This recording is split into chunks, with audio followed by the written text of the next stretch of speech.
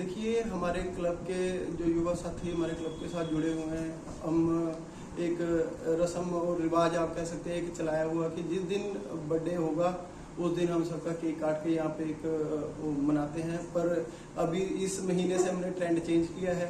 तो जैसे इस महीने में 4 हमारे साथियों का बर्थडे था, तो हमने 31 जो कि महीने की लास्ट तारीख है उस दिन सबका आज ज्वाइंट बर्थडे सेलिब्रेट करेंगे।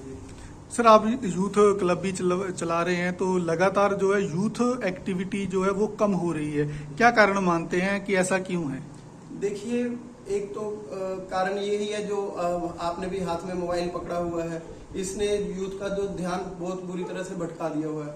दूसरा, थोड़ा हमारे इलाके में नशे का प्रचलन जो चल पड़ा है, उसने भी यूथ को इन एक्टिविटीज से थोड़ा दूर कर दिया है, क्योंकि नशा करने वाले के अंदर ना वो ताकत रहती है, ना उसका जोश वैसा रहता है कि वो स्पोर्ट्स में हिस्सा ले सके। तो हमारे क्लब का जो उद्देश्य यही है कि बच्चों को नशे से दूर करने के लिए हम किसी ना किसी एक्टिविटी में उनको इंडल्ज रखते हैं, मतलब कि उनको इसमें सम्मिलित रखते हैं। हम समय समय पर जैसे वॉलीबॉल की प्रतियोगिता करवाते रहते हैं, कबड्डी के टूर्नामेंट करवाते रहते हैं। गौ सेवा में हमने अपने साथ युवा जुड़े हुए हैं जो कि डेली 1-1.5-2 घंटा निकाल के शाम को हमारे साथ गौ सेवा करते हैं। तो ऑटोमेटिकली उनका ध्यान जो है नशे से हटकर इन सब सामाजिक कार्यों में और खेल कूद के कार्यों में लगा रहता है। सर, एक लास्ट सवाल। लगातार जो पुराना समय जो था उसमें जो एक्टिविटी जो यूथ की थी वो ज्यादा थी, चाहे वो रनिंग में हो चाहे वो खेलने में हो। मगर जो आज का टाइम है, एक तो स्कूल युग बोल सकते हैं, प्लस उसमें कोचिंग की बात बोल सकते हैं, तो बच्चों के पास वो टाइम नहीं रहा है। इसका क्या कारण मानते हैं? पेरेंट्स जो है उसके ऊपर ध्यान नहीं दे रहे, कुछ और है?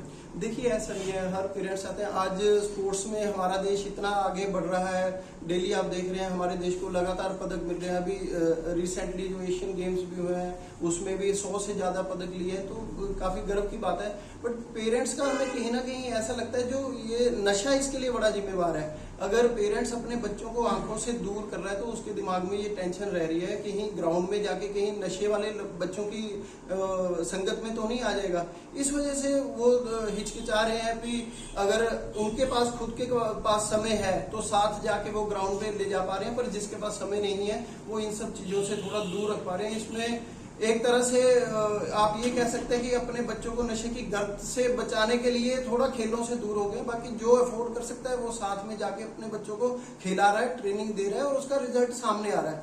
युवा काफी आगे बढ़ चढ़कर खेलों में हिस्सा ले रहे हैं और पदक भी जीत रहे हैं। देखो जी, टाइम की बात बोले तो एक तो मोबाइल मेन है, क्योंकि आजकल जो बच्चे हैं ना उनकी गेम भी मोबाइल पे ही है। जो प्रैक्टिकल चाहिए वो मोबाइल ने छीन लिया सब कुछ। मोबाइल से बाहर निकलेंगे। दूसरा, जैसे इन्होंने कहा कि ये जो बच्चे नशे के कारण भी पेरेंट्स वाकई ही में बच्चे को बचाना चाहते हैं। हम खुद भी ऐसा सोचते हैं कि हमारे बच्चे जाएंगे ग्राउंड में, और माहौल भी ऐसा है, बहुत बुरा हाल है। देखना जरा, हमको देखते हैं, हमारा बॉर्डर एरिया है, कैसे पंजाब से नशा आ रहा है इधर। मैक्सिमम लोग जो लेके आ रहे हैं पकड़े जाते हैं।